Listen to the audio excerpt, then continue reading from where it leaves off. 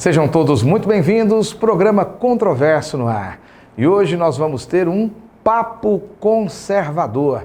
Nosso convidado de hoje, Gustavo Gayer. Tudo bom, Gustavo? Tudo jóia, Giovanni. Obrigado pelo convite. É um prazer poder participar aqui do seu programa. Todo mundo, a audiência aí, espero poder contribuir aqui com um bate-papo legal, trazer um pouco do conservadorismo, né, para o debate hoje em dia, que parece que falta tanto. Gustavo, como é que uma pessoa com essa cara de menino é conservador? Você tem quantos anos? Muitíssimo obrigado pelo elogio, né? Essa semana já é a terceira vez que me chamam assim. Esse menino, aquele menino, eu tenho 39 anos. 39? 39 anos. É porque eu sou conservado. Engraçado, quando a gente vê você na internet, você parece realmente um garoto. Aí a gente percebe assim, que você já é um homem feito assim pessoalmente.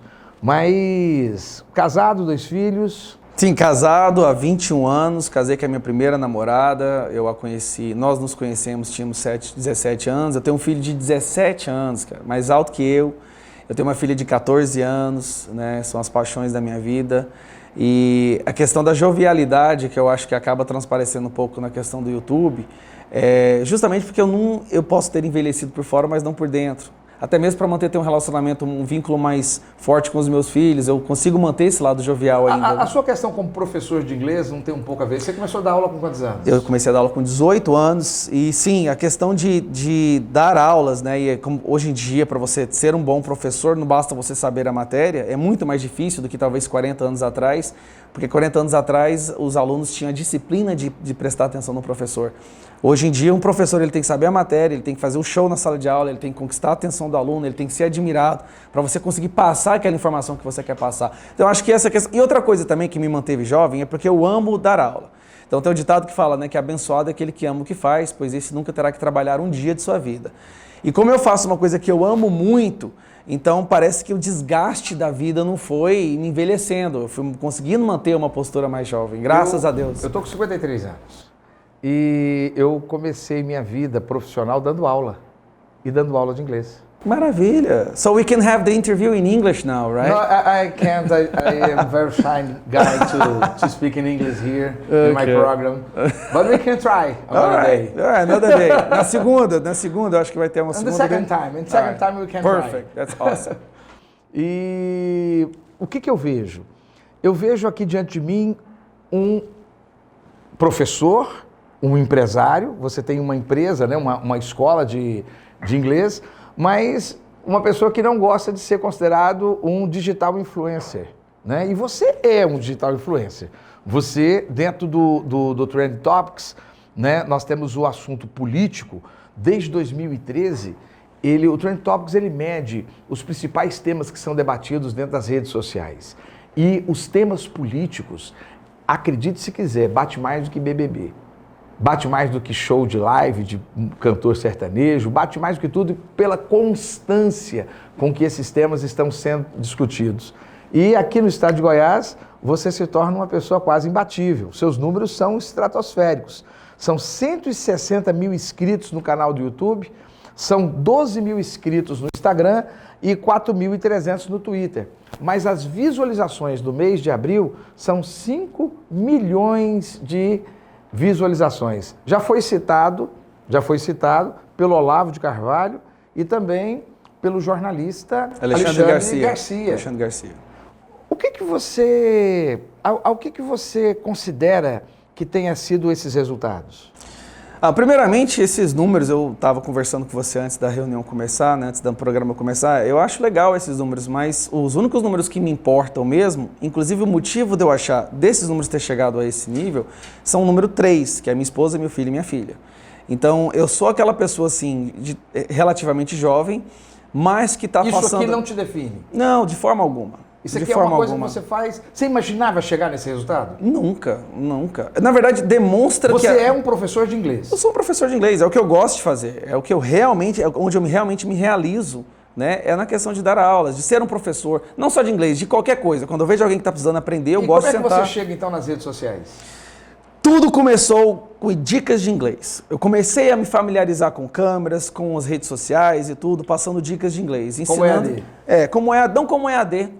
tem aquelas dúvidas que os alunos têm que são sempre as mesmas. Então eu gravei respostas e mini aulas para essas dúvidas e comecei a publicar nas redes sociais. Foi assim que eu te conheci. E aí bombou. Meu canal, eu tenho um canal no YouTube só de inglês e eu tenho um canal no Instagram só de inglês também, que eles explodiram, que eu assustei no início.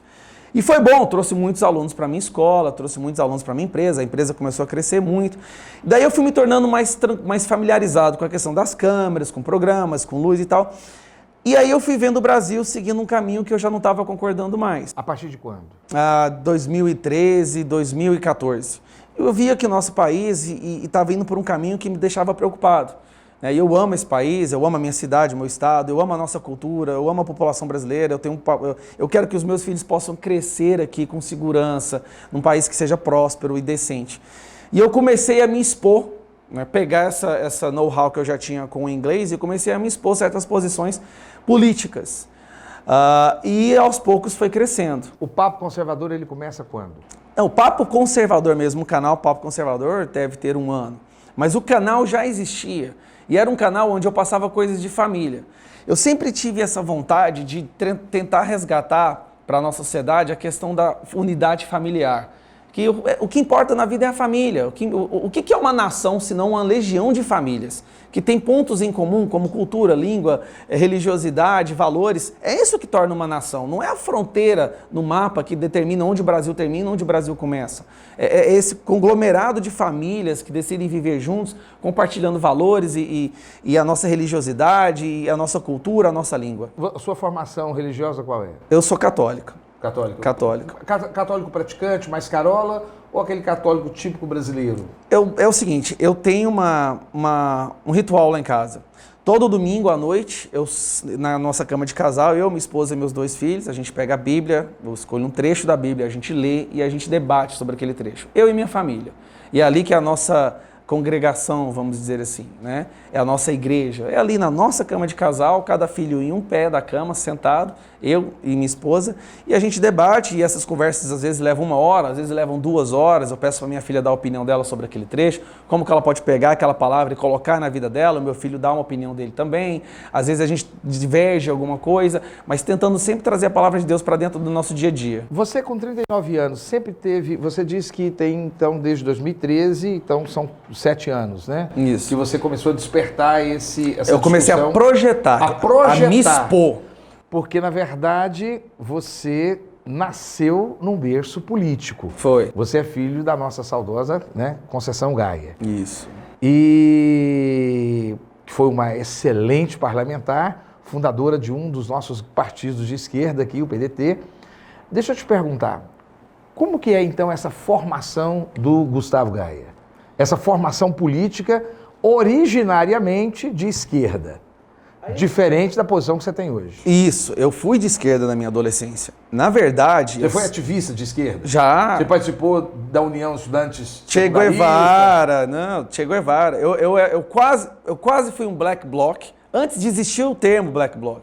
Eu era de esquerda mesmo, eu era radical, assim, eu era aquele avatar ideológico, vamos dizer assim, sabe? Eu repetia aqui os mesmos mantras. Miçanga, boina, cabeludo, a bata, brinco, bata, tudo que você imaginar. Bochete, aquela de tricô. Daquelas de riponga, Você fez assim. faculdade? Então, eu fiz já vários cursos, mas eu nunca terminei nenhum. Eu fiz engenharia civil, letras, filosofia, design. E o máximo que eu chegava era 2 anos. E alguma coisa me compelia a não continuar, porque eu nunca me adaptei ao sistema de educação brasileiro, às instituições daqui. Uma coisa que eu levo comigo, né, é que sempre que você vai aprender algo numa instituição, de alguma forma eles vão tentar modelar aquilo para passar algum ponto de vista, ou para passar alguma ideologia. Então eu gosto de aprender sozinho. Eu aprendi inglês sozinho. Eu sou professor há 21 anos, mas eu aprendi inglês sem nunca ter estudado. Eu assistia filmes e seriados e com 17 anos eu já falava inglês fluentemente. Obviamente eu fui me preparar, fui estudar para poder virar professor. E já é uma profissão que eu tenho há 21 anos. Então, é uma vocação que eu tenho nessa questão de ser professor. E é engraçado, eu sou um professor de inglês que nunca estudou inglês. Mas eu estudei os melhores professores, eu estudei os melhores métodos, entendeu? Então eu tentei me qualificar da melhor maneira possível. Isso no passado não tinha muito valor, mas hoje parece-me que nessa 4ª Revolução Industrial e principalmente para o pós-normal que vai acontecer de imediato agora, eu acho que vai ser pessoas com essa expertise é que vão estar dominando bastante a comunicação. Mas essa formação sua de esquerda, como é que ela se deu? Eu cresci no epicentro da esquerda de Goiânia, né? Minha mãe era uma esquerda militante, né? Ela realmente comprava a briga mesmo, ela era muito combativa e assim, muito admirada por todo mundo, pela cidade inteira. Eu lembro que andar com a minha mãe era uma coisa diferente. Dos seus 3 irmãos, só você que é Renata... Não, é Renato, Frederico e eu. Renato, Frederico... São 3 homens. E você, são 3 homens. Só você que hoje comunga os ideais de direita, ou seus irmãos também modificaram o Renato não, o meu irmão mais velho, o Renato, ele não é nem esquerda nem direita, ele não liga muito para isso. Não é muito a praia dele. O meu irmão do meio, que é o Frederico, ele é de direita, apoia, ele é conservador também, teve a sua fase na esquerda. Eu acho que da minha mãe todo mundo, e eu vou falar sobre isso depois, mas todos tiveram um momento de esquerda. Eu tive meu momento de esquerda também, mas são coisas que vão acontecendo a partir do momento que você sai do ninho da sua mãe, que você vai buscar a sua própria vida, que você tem responsabilidades, filhos, e a partir do momento que você coloca o bem-estar de uma outra pessoa, que é o seu filho, acima da sua, você começa a sair um pouco da esquerda. Quando que essa metamorfose aconteceu? Quando que essa largata, né, entrou pro casulo para transformar numa borboleta e ter uma segunda dimensão? Bom, eu não diria que eu seja uma borboleta agora, mas não é uma mudança instantânea. Ela vai acontecendo gradualmente. Você começa a questionar certas verdades que eram ditas para você, que até então você considerava como inquestionáveis, axiomáticas, né? Ela é verdade absoluta. Mas aí você começa a questionar algumas coisas e ter acesso a outras informações, que você para e pensa, peraí, então eu acreditei numa mentira? Vou dar um exemplo para você, que inclusive nós estávamos conversando antes do programa começar.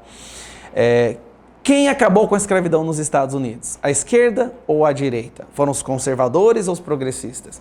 99% do Brasil acredita que foram os progressistas, que foi a esquerda, mas foram os conservadores.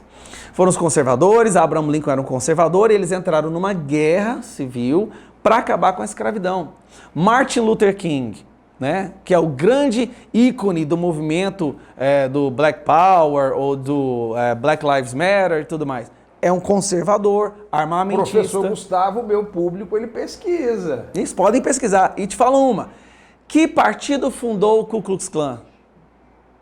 O partido de esquerda americano, os democratas. Então aí você começa a ver, e é isso, e acredite em mim, a primeira vez que isso chegou à minha informação, que chegou ao meu conhecimento, eu duvidei. Isso é um absurdo. A origem do fascismo, você também tinha comentado, né? A origem do fascismo. Todo mundo sabe que o comunismo começou com Karl Marx. É conectado o nome dos nomes. É comunismo e Karl Marx. E ninguém nunca fala quem idealizou o fascismo. Porque nenhuma ideologia, nenhuma doutrina surge do nada. Ela tem que ter alguém que vai lá e redige, que pensa e que coloca aquilo. Que fundamenta. E você vai pesquisar quem que idealizou o fascismo, se chama Giovanni Gentili. Um comunista, um cara que seguia o Karl Marx. Só que ele acreditava que para você poder mobilizar o pessoal nesse movimento, somente a guerra de classes não seria o bastante. Você teria que ter uma identidade de nacionalismo, que dá um senso de pertencimento. E aí ele colocou nacionalismo no comunismo e daí surge o fascismo, nazismo. Eu me dei o trabalho de ler todas as diretrizes do partido nazista, aí você vai perceber que basicamente é uma cópia do comunismo com algumas inserções nacionalistas. Eu me dei o trabalho de ouvir todos os discursos do Hitler gravado que tem no YouTube. Eu estou falando aí de centenas de horas de discurso. E você escuta aquilo, você percebe claramente que é uma questão, é uma ideologia coletivista. E eu tenho muito medo de qualquer ideologia coletivista, porque ela normalmente ela cresce em detrimento do indivíduo. E se o indivíduo não se adequa ao coletivo, ele deixa de ter valor. E aí o que acontece são os genocídios, como a gente viu na China, Camboja, Coreia do Norte, na União Soviética. Né? Se você não se adequa a um pensamento coletivo, sua vida deixa de ter valor. Você é um inimigo do bem maior. E o inimigo do bem maior que merece ser exterminado. Nós estamos com Gustavo Gaia, pai de família, uma pessoa voltada para os conceitos familiares, hoje um conservador de direita que demonstrou um certo medo em relação às questões coletivistas e vai trazer para nós uma série de pensamentos importantíssimos para que nós possamos ter um papo conservador e um melhor entendimento desse mundo moderno. Fique conosco, você está no lugar certo. Em Goiânia, desde 2010, a Capital Mídias é hoje uma das maiores empresas de mídia exterior de Goiás. E por ser a mais completa do segmento, é a única que oferece 4 mídias: painel de LED, painéis iluminados, outdoor e painel rodoviário. Por 4 anos seguidos, a Capital Mídias ganhou o prêmio Os Mais Influentes da Comunicação de Goiás e se tornou referência quando o assunto é mídia exterior. Capital Mídias, a gente anuncia você. De volta ao programa Controverso, hoje nosso Papo Conservador com o professor Gustavo Gaia, também empresário, também, na minha concepção, digital influencer daquilo que eu gosto, que é política. Gustavo, o que é ser conservador? É o estado natural do ser humano. Ser conservador é o motivo de nós termos alcançado tanta evolução, uma sociedade hoje que consegue viver de forma pacífica. Para, Gustavo, e o índio é conservador? Se ele mantém os seus costumes e tradições que deram certo, que aquela tribo evoluísse e existisse até hoje, é. Ser conservador não é ser estagnado, esse é um equívoco que as pessoas têm. Ser conservador é você ter um filtro, onde você exclui aquilo que não contribuiu para a sua sociedade, que não contribui para a evolução e mantém o que é bom. É isso que é ser conservador. Como eu disse no bloco anterior, foram os conservadores dos Estados Unidos que acabaram com a escravidão. Foram eles que perceberam que o direito do ser humano deve ser igual a todos os seres humanos, não apenas um grupo. Ser conservador é você entender que o que é belo demora muito tempo para ser construído e que rapidamente pode ser destruído. Então, a gente percebe que mudanças na sociedade, elas não podem acontecer simplesmente porque alguém quer ter uma ideia sensacional. Não, vamos acabar agora com o capitalismo. Não, agora nós vamos acabar com a família. Não.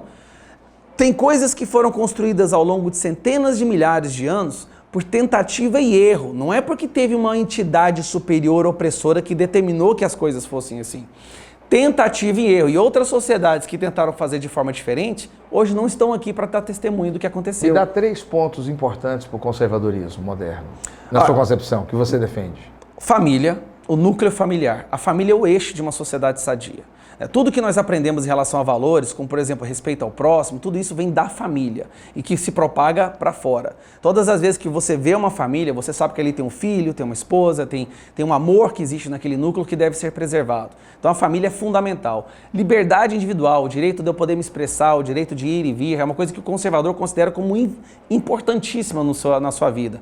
E também o nosso patriotismo, que é aquele senso de pertencimento que tira a segregação que outras ideologias como a esquerda visam tanto, como colocar homens contra mulheres, negros contra brancos, ricos contra pobres, heterossexuais contra homossexuais. O que o conservador tenta falar? Olha, não importa as diferenças que você tem, o que importa é se você é uma pessoa íntegra. É a sua integridade e o senso de pertencimento que existe na questão da pátria, de uma nação.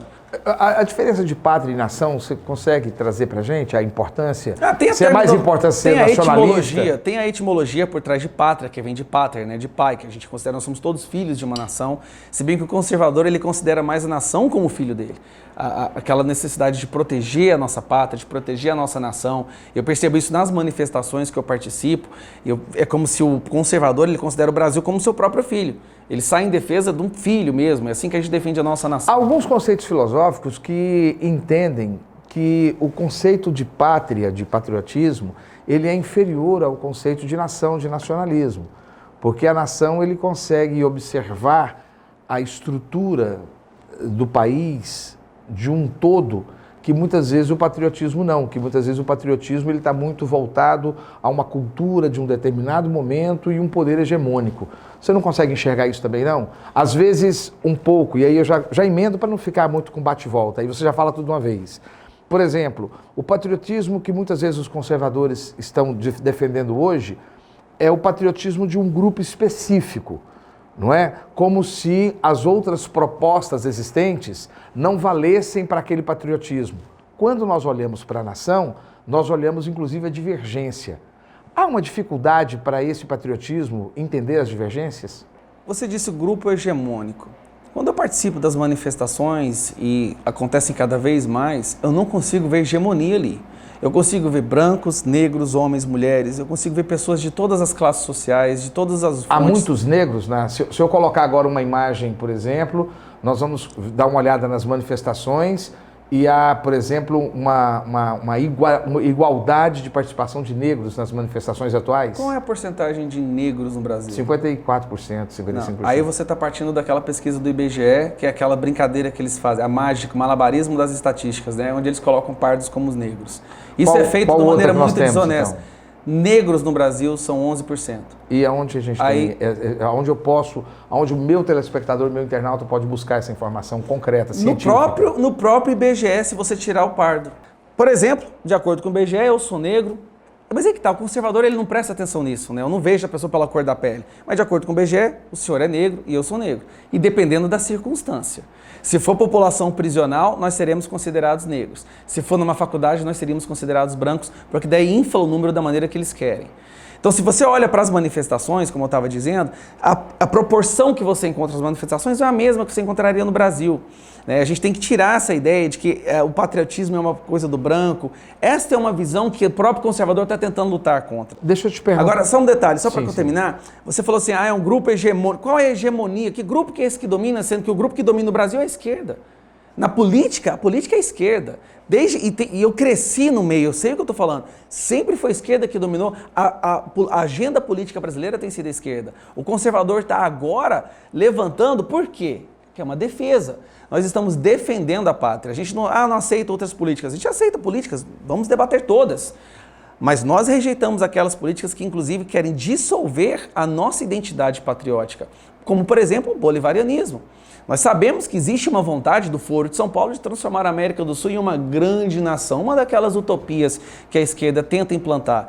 E nós não aceitamos isso. Não seria uma ideia de fazer algo parecido com o mercado comum europeu? O que a intenção que se tem através do Foro de São Paulo é criar uma nação bolivarianista, que era do Simão Bolívar, é uma das intenções dele, né, da unificação. Nós somos contra, porque nós temos a nossa cultura, nós temos a nossa língua, o nosso jeito de ver, os nossos valores que diferem de outros países. Né? Essa está sendo uma coisa que o conservador está lutando contra também, está tentando mostrar ao mundo o quão mal, o quão maléfico pode ser, é essa nova onda do globalismo, né? E de acabar com todas as fronteiras. Isso não vai dar certo. Há diferenças culturais. Nós já vimos várias experiências onde um país começa a aceitar muitos imigrantes de uma determinada cultura dentro do seu território e os conflitos começam a acontecer. Na Europa agora é um exemplo, o número de estupros está aumentando, 500% aumentou na região central da Europa por imigração. Esse conservadorismo, então, ele é contra, ele de alguma forma, ele é um pouco xenófobo. Ele é contra... Não, de forma alguma. Ele é contra mudanças drásticas. Nós aceitamos pessoas do mundo inteiro. A questão é, se uma pessoa vem para o Brasil, ela está vindo para a nossa casa. Então ela tem que resguardar e prestar atenção naquela cultura e não ofender a cultura e não atacar essa cultura, porque a cultura nada mais é que a dinâmica que guia a nossa convivência.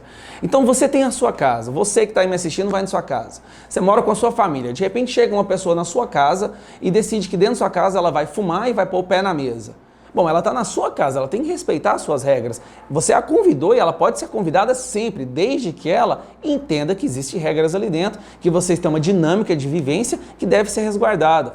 Então não tem nada de xenófobo nisso. Nós queremos imigração de todos os lugares, mas que respeitem as culturas do país que você está indo. Nós vivemos num país continental. Nosso país ele não tem uma característica. Por exemplo, nós somos goianos. Estamos aqui falando de Goiânia. O estado de Goiás ele não é único. Quando você desce para o sudeste goiano, você tem pessoas mais claras e pessoas muito similares aos mineiros. Quando você sobe o norte goiano, você tem aquele goiano mais parecido com o nordestino. O entorno de Brasília, a região do Nem-Nem, também é um pessoal um pouco mais cosmopolita do que outras cidades nossas mais ao norte. Isso no estado de Goiás. Quando nós falamos do Brasil, nós temos tradições altamente diferenciadas.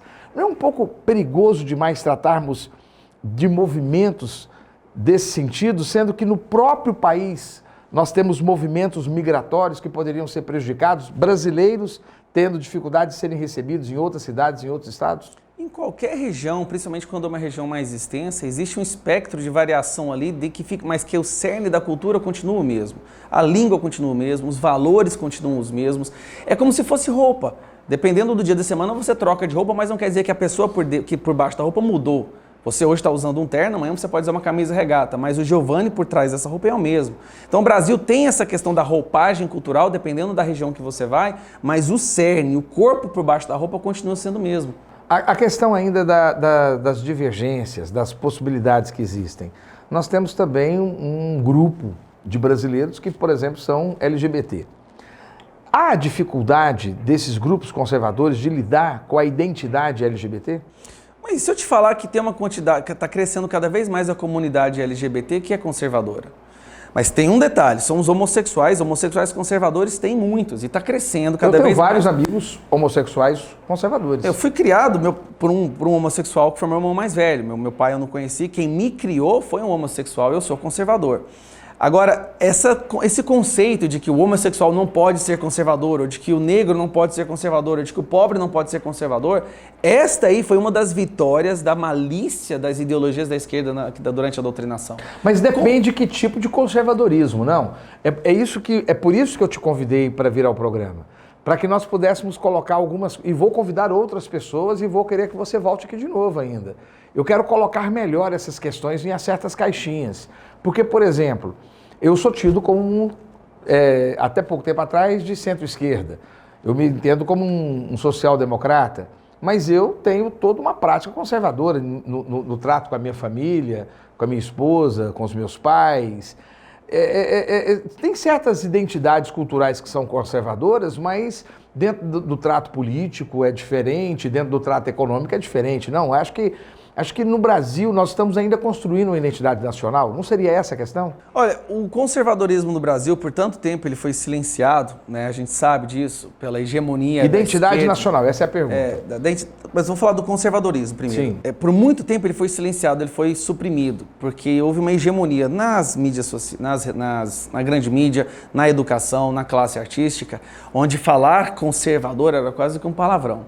Está ressurgindo o conservadorismo agora, e agora ele é meio que embrionário, porque as pessoas, não teve um grande líder que determinou que era você conservador. Foi uma reação orgânica e espontânea aos ataques, à destruição das bases da nossa sociedade. E as pessoas perceberam, peraí, isso não está certo, eu sou conservador, eu não aceito esse caminho que está sendo tomado.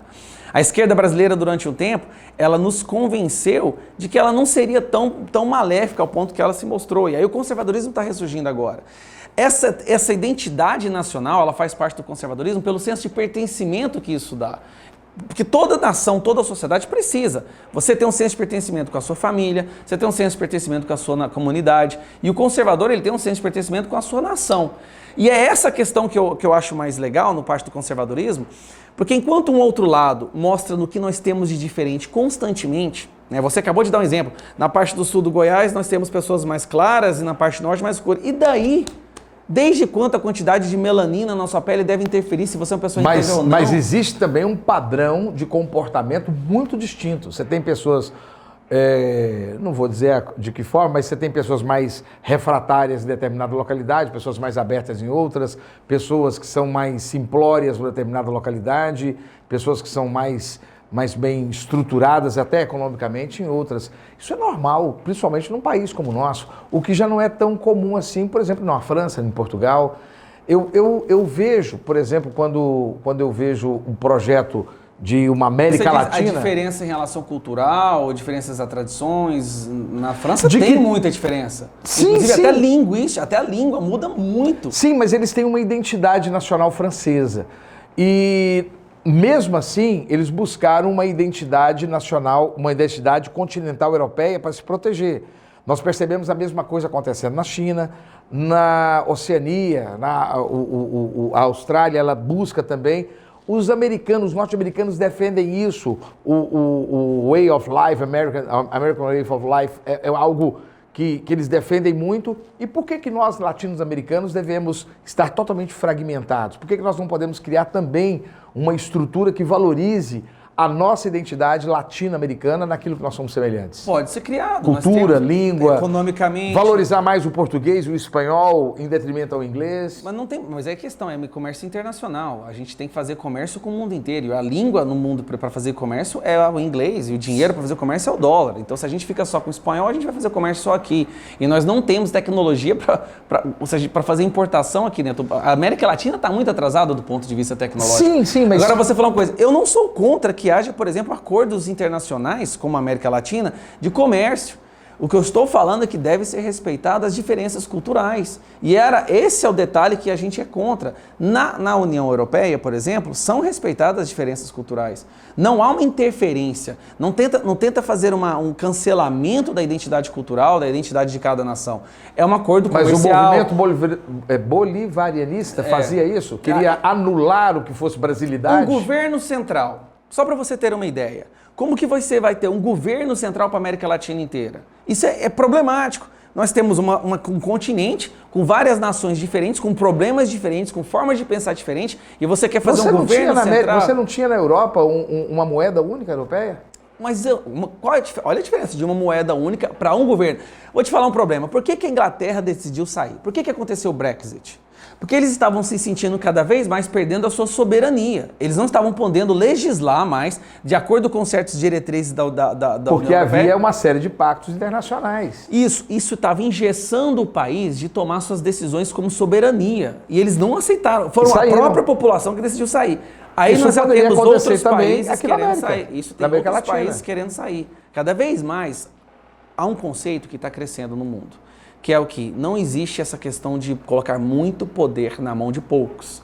A União Europeia é você ter ali um grupo de pessoas determinando um continente gigantesco, um continente de grande produção mundial. E os países foram percebendo que eles estavam perdendo a sua capacidade de legislar, de decidir sobre sua própria população. Vamos agora voltar à questão do conservadorismo. Esse conservadorismo de valores, né? E você disse que protege a família e assim por diante. Protegendo a família, eu perguntei sobre a questão LGBT. O casamento entre homossexuais, ele ofende para um conservador a família? E se ele ofende, qual seria a solução então para homossexuais que se entendem dessa forma poderem estar juntos e formarem a sua sociedade pessoal? Existe, como eu disse, eu sou um conservador, mas existem várias posições dentro do conservadorismo. A minha posição que eu posso te falar é que não ofende. O que ofende é o Estado querer determinar o que a igreja deve fazer. A igreja que é uma instituição que já existia antes do Estado. O conservador faz o seu casamento, sua união civil, vai viver, vai ser, o homossexual vai ser feliz. Eu quero que todo mundo seja feliz. Então você não é daquele tipo de conservador que é pela estigmatização dos LGBTs? Não, de forma alguma. Dos homossexuais. Eu vou te dizer uma coisa, eu não acredito em transgênero, não acredito em ideologia de gênero. Isso para mim é uma coisa completamente anticiência. O que é ideologia de gênero? Que o homem não nasce, que ninguém nasce homem ou mulher, que é toda uma sexualidade fluida. É uma construção social, né? Que na verdade, quando você descobre que seu neném nasceu com uma genitália determinada, você começa já a criar ele como homem e isso acaba influenciando no comportamento dele. Que o ser humano é uma folha em branco. Isso para mim é extremamente ofensivo, extremamente anticientífico.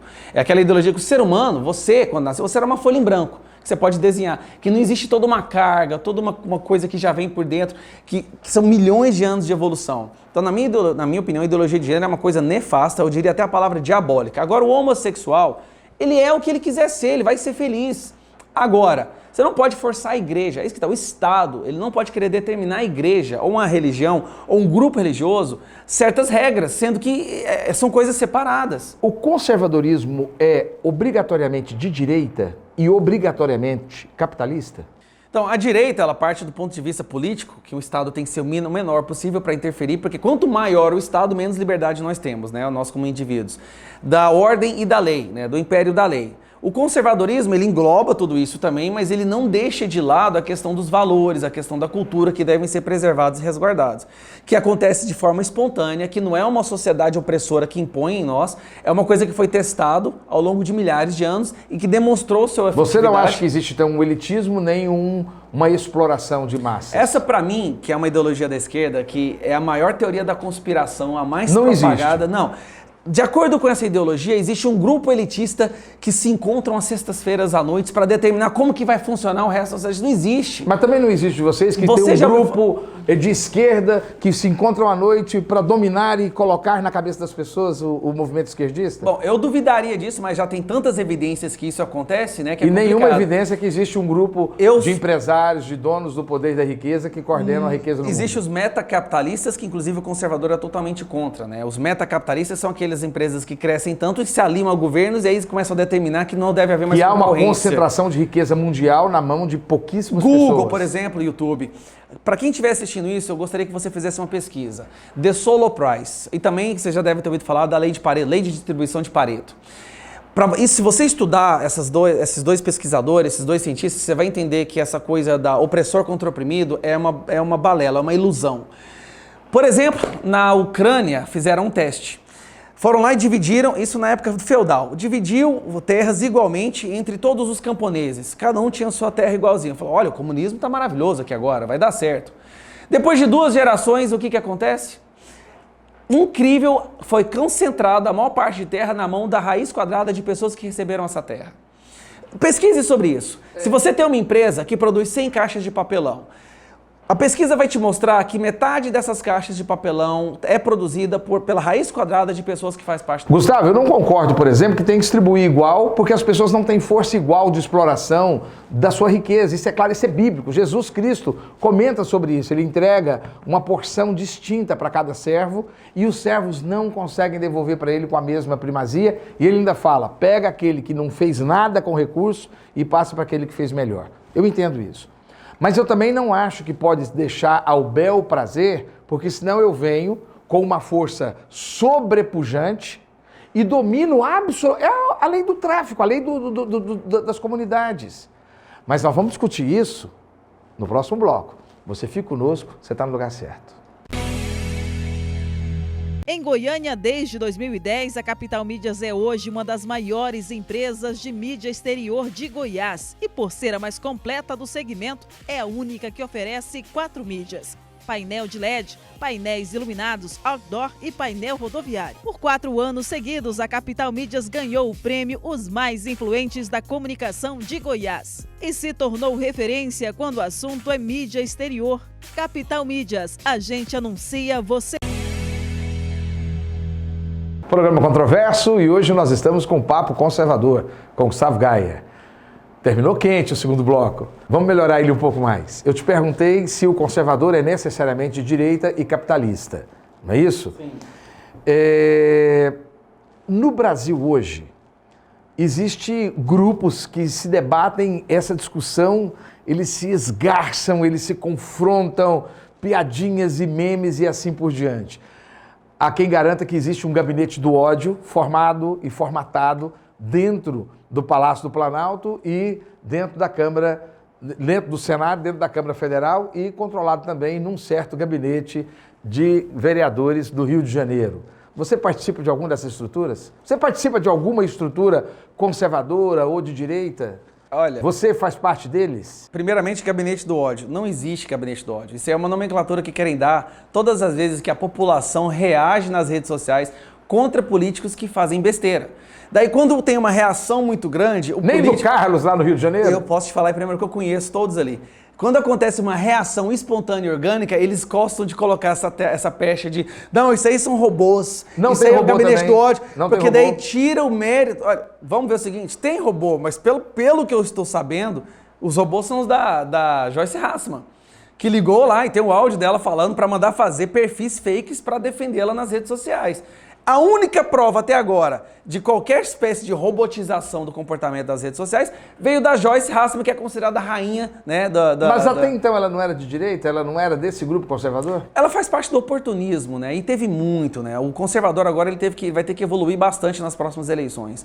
O que acontece é que o conservador raiz mesmo, ele não tem essa tendência militante. Ele não gosta da política. O conservador, porque tá na raiz de ser conservador, é família.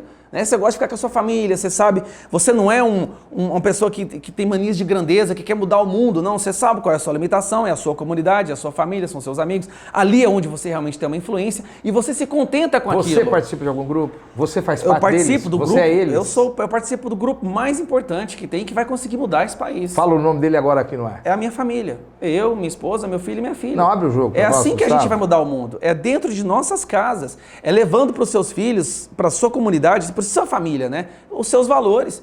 A minha contribuição para a mudança do mundo, muito mais importante que 160 mil pessoas no YouTube, é as pessoas que eu estou ajudando a formar na minha casa, que é minha Gustavo, filha e meu mas filho. Esse a é meu gente grupo. recebe certas movimentações que são muito bem orquestradas, recebe todo mundo ao mesmo tempo.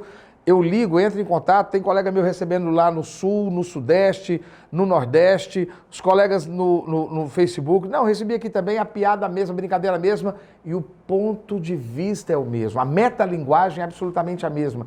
É possível tanta coincidência assim, sem ter um núcleo central? Para você poder fazer uma pesquisa... Deixa eu te perguntar outra coisa. Tudo Organizar uma manifestação... É porque eu já jogo toda a conversa de uma vez, você já mata a resposta. Tem que anotar depois, mas vai. Tá. A segunda questão é a seguinte. Eu sou pastor. Nós organizamos aqui em Goiânia a Marcha para Jesus. Poxa, dá um trabalho tremendo colocar as pessoas para fazer uma caminhada de 2 quilômetros, 1,5 quilômetros, 2 quilômetros. Então, essas manifestações todas acontecem por acaso, sem um centro específico. As igrejas precisam cotizar, participar, botar dinheiro e precisa ter um centro operacional que coordena com meses antecipado. E tudo isso acontece sem nenhum centro operacional de início? É isso? Quartel-general do Sem um órgão. quartel-general? Então, vamos lá. Primeiro foi 2 pontos que você falou, eu quero falar do primeiro. Como que acontece de Os repente memes a pessoa das do organizações. Sul... Para você ter uma ideia, antes existia internet para saber se as opiniões também não eram compartilhadas da mesma maneira? Existe algum parâmetro de comparação de 30 anos atrás, quando não havia redes sociais, para saber se as pessoas do Sul, do Norte, do Centro, do Leste e de onde for que quer que seja, não compartilhavam da mesma opinião? O que acontece hoje é que existe um conduíte que é capaz de pegar uma opinião de uma pessoa e propagar ela quase que a velocidade da luz, sem limite algum. E se há pessoas que concordam com isso, elas vão replicar, elas vão passar para frente. Então... Primeira coisa, é muito fácil essa narrativa do é muita coincidência. Você fala muita coincidência quando é uma coisa que está sendo propagada que discorda com aquela sua posição. A concordância Agora, Moro traidor, todo mundo entendeu ao mesmo tempo. A mesma hashtag, a mesma movimentação, a mesma... Aí eu passo para dizer, como não entender aquela ação como uma traição? Você Eu está sei, entendendo que mas você está a tentando... palavra, a mesma coisa, a mesma forma de Mas escrever... é que existe a opinião. Você já escutou alguém que fala assim, nossa, essa pessoa acabou de verbalizar aquilo que eu penso, mas eu nunca consegui colocar num texto? O que acontece é que existem pessoas assim que conseguem diluir isso, conseguem colocar de uma forma estruturada, que você pega, nossa, isso aqui é exatamente o que eu penso, eu vou replicar. O que está acontecendo é que a maioria das pessoas que não concordam com essa opinião, elas falam que é porque é fácil, né? Você colocar uma estrutura, um gabinete do ódio por trás disso. Porque você não quer, às vezes a pessoa não quer aceitar que, não, aquela é uma opinião majoritária, as pessoas concordam com essa opinião e estão replicando. Eu tenho certeza que você, como centro-esquerda, quando recebe um conteúdo que verbaliza aquilo que você pensa e que foi bem colocado, você multiplica. Você passa para alguns grupos e fala, olha que legal. O que acontece é que a esquerda, a direita e os conservadores, nós somos mais ativos nas redes sociais. Nós somos muito mais ativos nas redes sociais. Por quê? Porque se depender do resto, a gente não tem nada. Se for depender da grande mídia, a gente não tem voz. Da classe artística, não temos voz. Se for depender da educação, não temos voz. Das instituições políticas, dos sindicatos, não temos voz. O que sobrou para nós? Nós As quem? redes sociais. Nós quem? A Você direita e disse os que não faz conservadores. parte de nenhum grupo específico. Não, eu estou falando do movimento, conservadores e de direita. Eu não estou inscrito em nenhum grupo. Eu tenho um grupo aqui em Goiânia que é o Frente Conservadora, que é o que nós temos como objetivo levar mais conservadores para dentro da Mas é um política. grupo mais de debate. Eu já ouvi falar mais muito, intelectual. já ouvi falar muito bem do grupo, Frente Conservadora. É uma coisa mais de debate, conversa São pessoas que eu intelectual. quero, inclusive, trazer com frequência aqui no Tem Controverso. pessoas maravilhosas ali. Então, assim, é uma fuga, né, para não aceitar o fato Você de que a é um maioria... bolsominion? São 2 pontos, Ah, agora tá, eu vou já tem entrar no outro. segundo ponto, né? O segundo ponto, me ajuda a lembrar, você estava falando das manifestações. A organização... As manifestações da direita são as mais incríveis. São coisas maravilhosas. Milagroso. Você já foi lá? Se não foi, eu recomendo que você vá. Nas manifestações de direita, você vai ver gente de 80 anos, de 90 anos, você vai ver criança, você vai ver família, você vai ver o pai com a filhinha nas costas, gente com a camiseta do Brasil. Você vai ver que termina uma manifestação de 50 mil pessoas, você não vai achar um papel no chão. Você vai ver pessoas que fazem questão de cumprimentar a polícia militar. Você vai prestar atenção que até a polícia militar... Está mudando, hein? Está mudando, hein? Eu não estou vendo essa mudança, não. Está mudando, hein? Então você vê pessoas que respeitam a lei, que são herdeiras, que são famílias. Sabe como que funciona?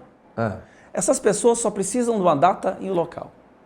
Não há uma mobilização de convencer pessoas. Não há panfletos, são simplesmente alguém que fala, vai acontecer aqui em Goiânia, nessa sexta-feira, né, da sexta-feira passada, porque quando o programa for ao ar, vai acontecer uma manifestação. Sabe como que essa manifestação das carreatas vai acontecer? Eu quero conversar sobre isso, dia 15. Mandaram um card para mim e falaram assim, Gustavo, divulgue um cardzinho, tá?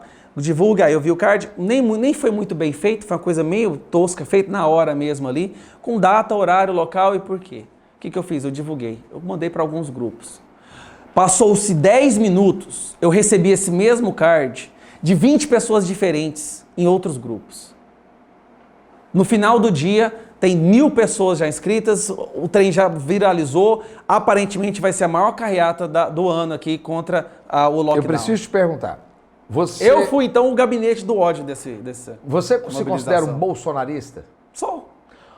O conservador, ele necessariamente, você já trouxe, ele é uma pessoa de direita, e você explicou muito bem explicado por quê, necessariamente é um capitalista, necessariamente por conta da vinculação do capitalismo com a política de direita, e no Brasil, em 2020, ele é necessariamente um bolsonarista?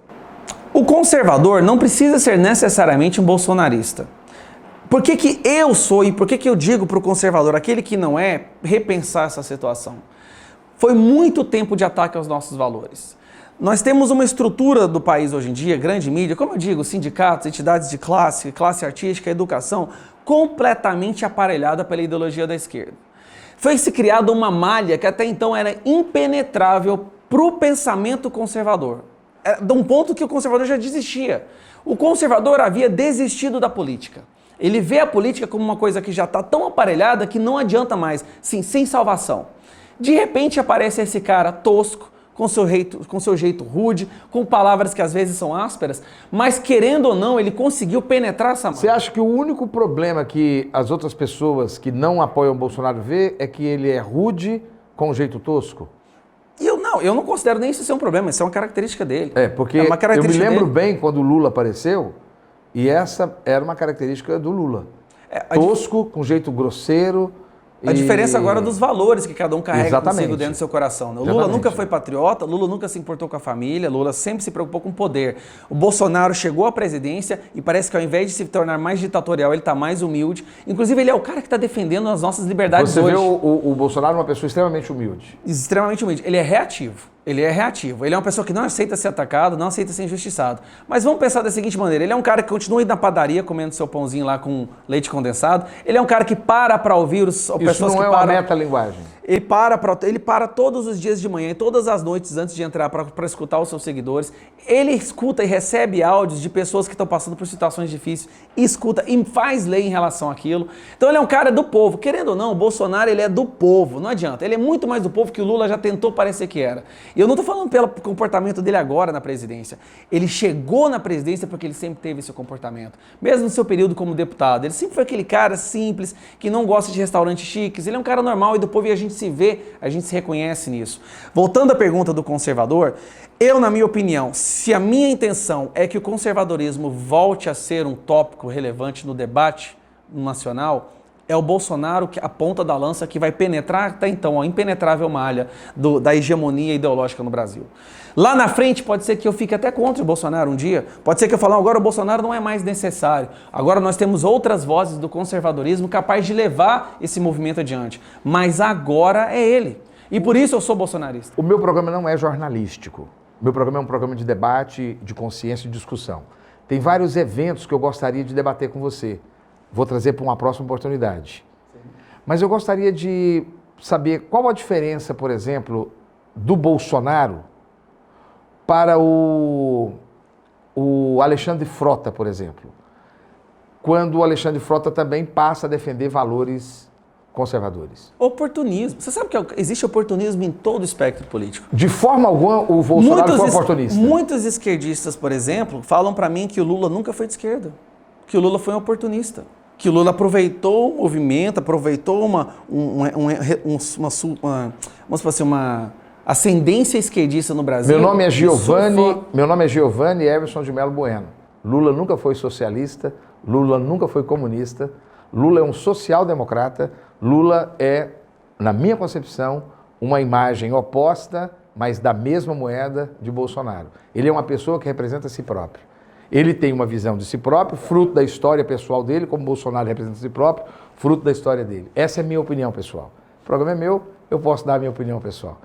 Não acredito que o Lula ele fosse nenhum construtor dessa visão, mas ele absorveu, na minha concepção, e conduziu da mesma maneira como eu acredito que Jair Messias Bolsonaro também ele não é conservador, ele não representa essa visão de direita, ele representa uma visão de si próprio, a si. Eu entendo como um populismo e um culto à imagem pessoal. E gosta dessa figura messiânica e mítica. Se eu estou certo, se eu estou errado, eu estou trazendo pessoas aqui para conversar, para apresentarem, porque eu não costumo acreditar que ninguém é dono da verdade, nem eu. E eu estou tentando aprender. Tem muita coisa que eu estou reaprendendo, sabe, Gustavo? E uma das coisas que eu gostaria de entender, porque nós estamos passando para os minutos finais, e eu quero muito o seu compromisso de voltar aqui no meu programa, é perguntar para você qual a importância, por exemplo, de Olavo de Carvalho, que a gente não tem condição de discutir no momento, conservadorismo, direita e Bolsonaro, sem conversar sobre Olavo de Carvalho. Você consegue falar em poucos segundos a importância, se é importância, não, se ele também pode ser descartado no futuro ou não? Olha, toda revolução ou mudança da maré cultural precisa de pensadores, precisa de alguém que traga à tona aquele debate, né? Que traga o debate à tona. E o Olavo de Carvalho fez isso. Da maneira dele, que eu não quero dar mérito, não quero dar o julgamento de valor aqui, mas ele trouxe à tona. Ele conseguiu instigar nas pessoas a curiosidade de ler e pesquisar outros pensadores. Não só o Olavo de Carvalho, porque ele fala sempre do George Scruton, Edmund Burke, e aí outras pessoas começam a, deixa eu ver quem que é esse George Scruton, deixa eu ver quem que é Edmund Burke, deixa eu ver quem que é Jordan Peterson. E a partir daí foi surgindo um movimento do ponto de vista intelectual, não só da massa, das ruas e movimentos de rua, não. Nós estamos falando daquelas pessoas que começaram a pesquisar outros pensadores que até então não existiam no debate brasileiro, no debate nacional, e fomos trazendo para isso certos valores e certos pontos disso daí. Agora, em relação ao Bolsonaro não ser conservador, existe uma ideia do conservador, né, que é aquele avatar, graveta, boleta, óculos escuros, que não aceita a palavra, não. Ser um ser humano você tá fora, né? Ser um ser humano normal é você ser conservador. Tem conservador roqueiro, tem conservador do funk, tem conservador negro, preto, tem de todos os jeitos. Por isso que é preocupante quando a gente escuta, eu não vejo o Bolsonaro como conservador. Primeiro você tem que entender que o conservador não é aquela caricatura que pintaram, doutrinaram na nossa mente, daquela gravata borboleta, óculos fundo de garrafa, sabe? Não, é uma pessoa normal. Ele é uma pessoa normal, ele tem seus defeitos e ele tem suas vantagens. E na minha opinião, o que ele tem de bom sobrepõe muito o que ele tem de ruim. E ele defende os principais valores que nós estamos agora com uma necessidade muito grande de bater, que é ideologia de gênero, doutrinação nas escolas, defesa da família. Eu preciso encerrar, mas antes eu tinha que perguntar, esse movimento conservador no estado de Goiás está tendo hoje um confronto com o nosso governador. Ronaldo Caiado é conservador, é de direita, é capitalista? Primeiro, a pergunta, eu gostaria de fazer uma correção. Não é o movimento conservador que está contra o Ronaldo Caiado, é o bom senso. O que está contra as ações do Ronaldo Caiado aqui no nosso estado é bom senso. E eu te falo isso porque até o Partido Comunista Operário, se eu não me engano, é o que mais está batendo. Só que ele não tem relevância política muito grande. Mas nós estamos falando de uma extrema esquerda. E eu gosto de acompanhar muito a esquerda nas redes sociais, justamente como você falou, às vezes eu estou errado, eu tenho que ver o que o outro lado pensa, vai que eu concorde. É o que mais bate no Ronaldo Caiado. O PCO, Partido Comunista Operário, é esse mesmo, né? É o que mais bate no... Ele está destruindo a nossa economia. E eu acho que tanto a esquerda quanto a direita precisa comer. O meu estômago não é diferente do estômago da extrema esquerda. E as ações que ele está tomando agora vai trazer fome, vai trazer miséria para o nosso estado. Mas são todas as ações ou só... Essa ação do lockdown, essa ação de voltar atrás, essa ação de estar destruindo a nossa economia, de não estar conseguindo ver a questão de um ponto de vista holístico. Eu faço uma analogia sempre, que é nós estamos todos em um navio. Tá? É um transatlântico. E nesse navio cada um tem a sua função. Tem um grupo que cuida da cozinha, tem um grupo que cuida da casa de máquinas, tem um grupo que cuida da direção, tem um grupo da manutenção e todos nós. Essa é a nossa sociedade. E de repente a gente descobre que esse navio está em alta velocidade, tá? no Oceano Atlântico. E a gente descobre que tem um furo no casco do navio. Um furo que está acontecendo uma corroão, está sendo corroído. E aí de repente todo mundo foca nesse furo, inclusive o próprio capitão, que devia estar preocupado com o leme. Todo mundo foca no furo, só que o próprio navio tem uma capacidade de bombear, tem uma capacidade de sistema de defesa. O navio agora está andando a toda velocidade, sem ninguém olhando para frente, todo mundo olhando para o buraco. O que vai acontecer? Tem muitos icebergs, nós vamos provavelmente bater numa rocha e todo mundo vai afundar. Essa analogia explica o que está acontecendo agora. Está todo mundo olhando para a questão da pandemia, está todo mundo olhando para o vírus. Nenhuma atenção está sendo dada para a economia. E as consequências que todo mundo ficar só focando nisso daqui, as consequências trágicas que vai levar isso lá na frente. E os países que fizeram lockdown voltaram atrás, se arrependeram amargamente. Porque eles não só perderam vidas, mas perderam o futuro das próximas gerações, destruindo a economia. Bom, esse foi o nosso Papo Conservador com Gustavo Gaia. Eu deixo aqui 20 segundos para você deixar um pensamento final, Gustavo. E desde já o convite para que você volte, porque eu acho que nós temos muita coisa para conversar ainda, Gustavo. Primeiramente, eu gostaria de agradecer o convite. Adorei o papo que a gente teve aqui hoje. Apesar de posições políticas diferentes, é importante para todo mundo poder ver e assistir um debate civilizado de pessoas que pensam diferente, mas sabem defender os seus pontos sem atacar o outro.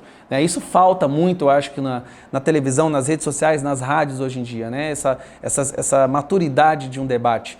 E deixar aqui meu agradecimento, espero poder ser convidado novamente para um próximo momento e que no próximo momento o nosso debate seja mais otimista, né? Seja falando mais da prosperidade e não do caos que está acontecendo no nosso estado. E esse foi o nosso programa Controverso. Você está no lugar certo.